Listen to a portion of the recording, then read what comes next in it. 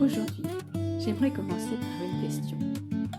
Avez-vous déjà remarqué à quel point nous sommes parfois prêts à tout pour ne pas ressentir ce que nous ressentons? Nous allons faire une promenade, nous allumons la télévision, nous faisons du rangement, téléphonons à quelqu'un, voire même travaillons davantage.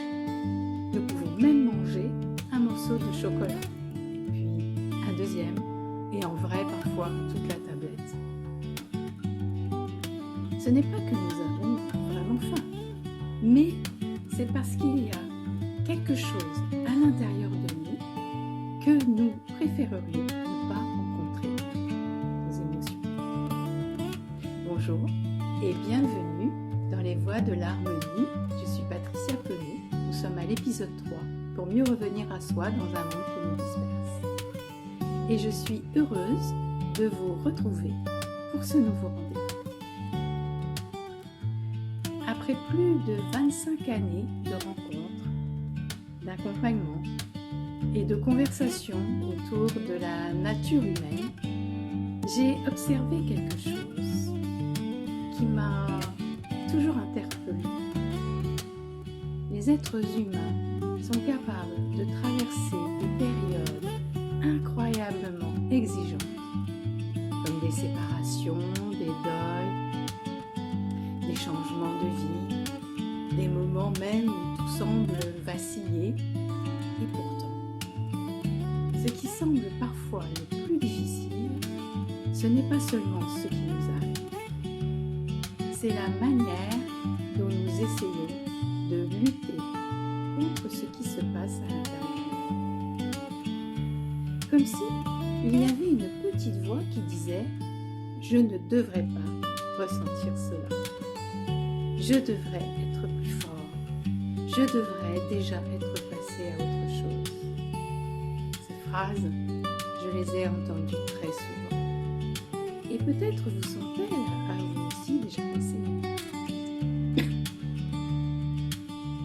Et je crois que beaucoup d'entre nous ont appris très tôt qu'il était facile d'être raisonnable plutôt que vulnérable.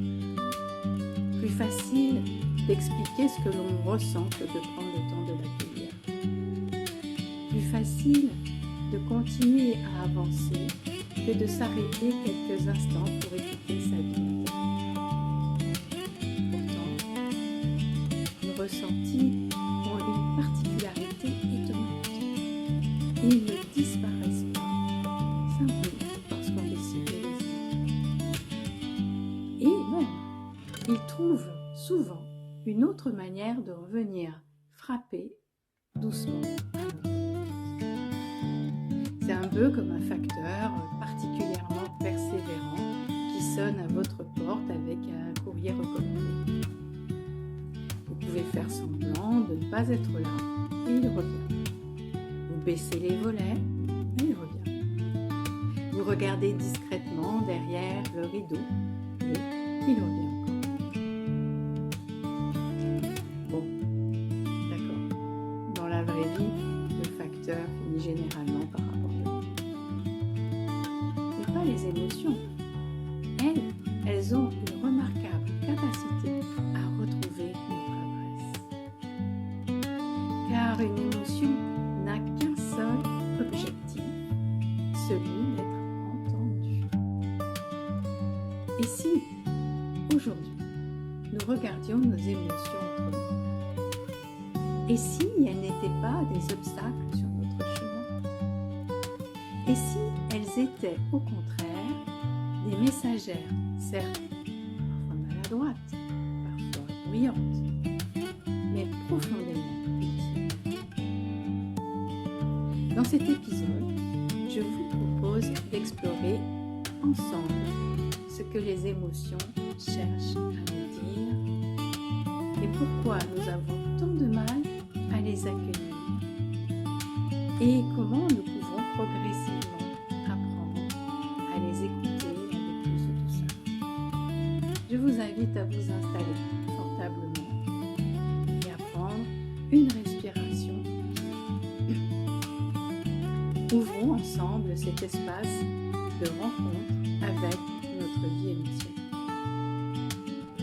Au fil des années, j'ai fini par remarquer quelque chose d'assez curieux. Nous passons beaucoup de temps à essayer de gérer nos émotions, mais beaucoup moins de temps à essayer de les comprendre, comme si nous les considérions parfois comme des visiteurs indésirables.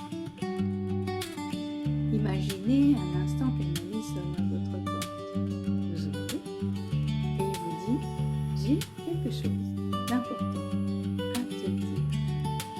Et vous lui répondez « Désolé, ce n'est pas le bon moment. »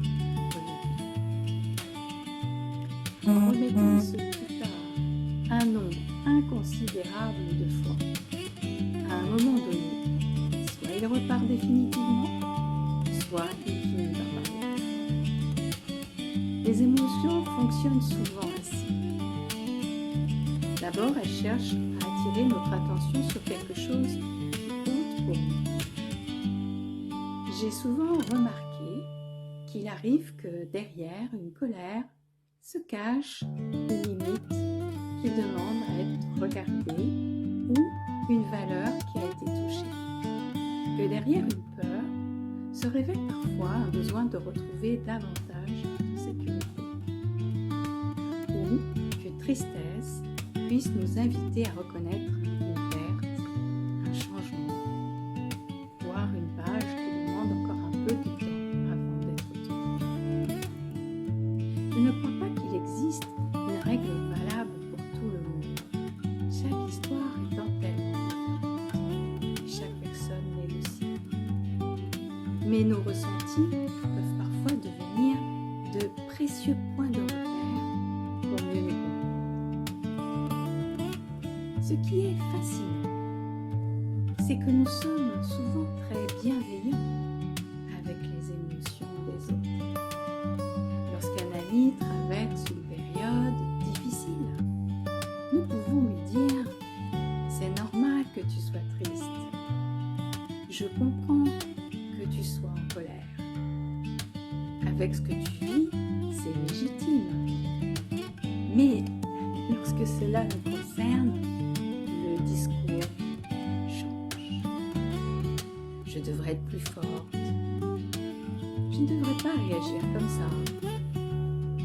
Je devrais déjà avoir dépassé ça. » Comme si nous exigions de nous-mêmes ce que nous n'exigerions jamais d'une personne que nous aimons. Alors, peut-être que la première étape consiste simplement à changer de regard, à ne plus considérer ce que nous ressentons comme un problème à faire disparaître, mais plutôt comme une invitation à nous arrêter quelques instants pour nous demander qu'est-ce que cette expérience cherche peut-être à m'apprendre sur moi. Cela ne signifie pas donner tous les pouvoirs aux émotions. Évidemment qu'accueillir sa colère ne veut pas dire crier sur tout le monde. Qu'accueillir sa peur ne veut pas dire renoncer à ses projets. Qu'accueillir sa tristesse ne veut pas dire s'y installer définitivement. Cela signifie simplement reconnaître sa présence et dire intérieurement « Je vois que tu es là. Je vais prendre quelques instants. » Souvent, c'est déjà peu. Parfois même, c'est tout ce dont l'émotion a besoin. Alors, la prochaine fois qu'un ressenti viendra frapper à votre porte, au lieu de chercher immédiatement à le faire disparaître, vous pourriez simplement vous arrêter quelques instants, respirer profondément et vous demander qu'est-ce que cela raconte de ce que je vis aujourd'hui. Quelle partie de moi demande peut-être un peu plus d'attention. Il n'est pas nécessaire d'obtenir une réponse tout de suite. Certaines compréhensions arrivent évidence qui prend son temps.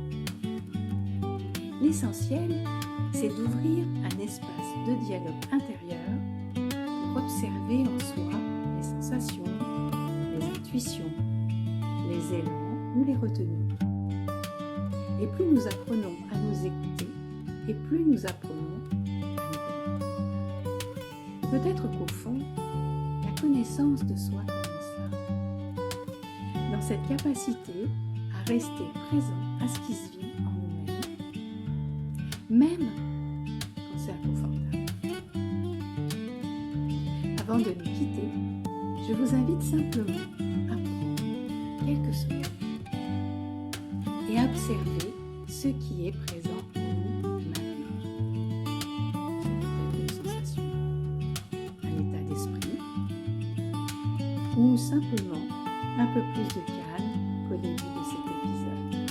Et je vous invite à accueillir cela sans chercher à le modifier, simplement en lui laissant une place. Avant de nous quitter, j'aimerais vous poser une question.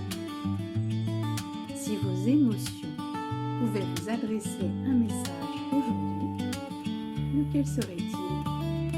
Et n'hésitez pas à me le partager dans les commentaires. Je prends toujours beaucoup de plaisir à lire vos réflexions et vos expériences. Merci d'avoir partagé ce moment avec moi. Et si cet épisode vous a parlé, n'hésitez pas à le partager autour de vous ou à le transmettre à une personne qui, en ce moment, cherche peut-être simplement à mieux comprendre ce qui se passe dans son monde. Je serai heureuse de vous retrouver dans un prochain épisode du podcast Les Voix de l'Harmonie. Et d'ici là, prenez soin de votre monde intérieur avec la même attention que vous porteriez sur un jardin précieux.